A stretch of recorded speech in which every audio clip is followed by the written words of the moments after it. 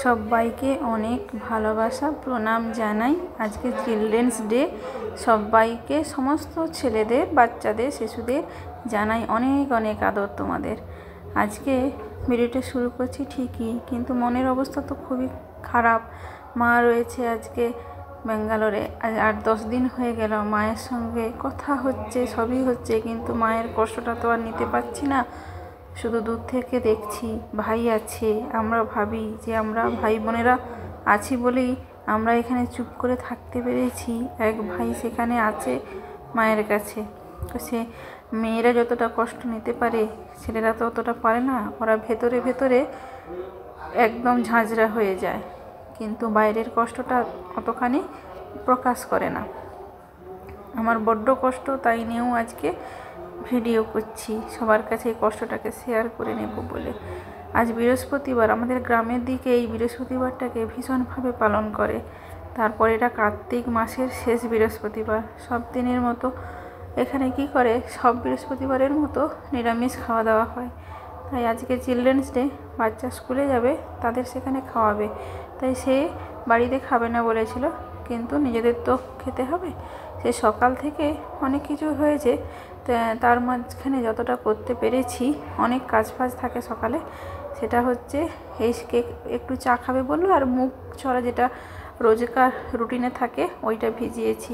আর ওর ফাঁকে ফাঁকে আমার ভাতও হয়ে গেছে। তাই আমি টিফিন বক্সটাও সাজিয়ে নিচ্ছি। আজকে শুধু ডাল আর বাঁধাকপির তরকারি, তার সঙ্গে একটু ঘি। গরম গরম খেলে খাবারটা খুবই মজা লাগে, কিন্তু এটা ঠান্ডা হয় যখন খাবে তখন ঠান্ডা হয়ে যায়, তার আর টেস্ট সেরকম কিছু থাকে না। কিন্তু তবুও ঘিটা দিয়ে দিলাম। ঘি এর সেন্টে যদি খাওয়া হয়, যারা ঘি ভালোবাসে, আমার তো ভালো লাগে, ভীষণ ভালো লাগে। ঘি, একটু পাতিলেবু আর মুগের ডাল, দারুণ খাবার। কে পছন্দ করে জানে না, আমার বড্ড ভালো লাগে। তাই আমি এভাবে সাজিয়ে দিলাম, আর নিজেদের জন্য বেড়ে নেব খাওয়ার জন্য। এটা আমার হয়ে গেল। দেখো, সবই 8টার মধ্যে করতে হয়, এবং সকালের কাজও তো প্রচুর থাকে। গ্রামের দিকে কোনো কাজের লোক পাওয়া যায় না, আর কাজের লোক রাখলেও তারা কি মনোমতো করেও কাজ করে, নিজেকে কুঁড়ে মনে হয়। তাই নিজের কাজ নিজে করাই ভালো। আজকের কাজ যেটা না পারবো সেটা অন্য দিন করবো ঠিকই, কিন্তু কি করি, নিজের কাজ নিজেই করি। পাওয়াও যায় না, খুঁজে খুঁজেও আসে না, তারা আসতেও চায় না। একটার বেশি দুটো কাজ করতে বললে তারা করবেও না, এরকম অবস্থা।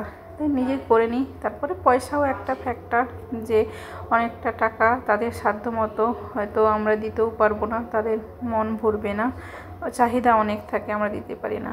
সে যাই হোক, এটা নিজেদের জন্য বেড়ে নিচ্ছি। ভাত, একটু মুগের ডাল আর কফি। আজকে আমার ঘি খেতে ভালোও লাগে না, তাই ঘি খাবো না বলে নিলাম না। এটা ছেলের জন্য বললাম যে একটু অল্প করে খেয়ে নি, তাই সে অল্প করে দুটো ভাত আর একটু তরকারি দিয়েছি। যতটা খায় খেলো, নতুবা আমিই খাবো। ওর শেষের ভাতগুলো আমিই খাই। নিশ্চয়ই প্রত্যেকটা মা তাই করে। ছেলেরা যেটা খায় না, মাগুলো সেটাই খায় নষ্টের ভয়। আর মাগুলো সব হেলদি হয়ে যাচ্ছে, ছেলেগুলো ওয়েট কমে যাচ্ছে। টাটা, অন্যদিন।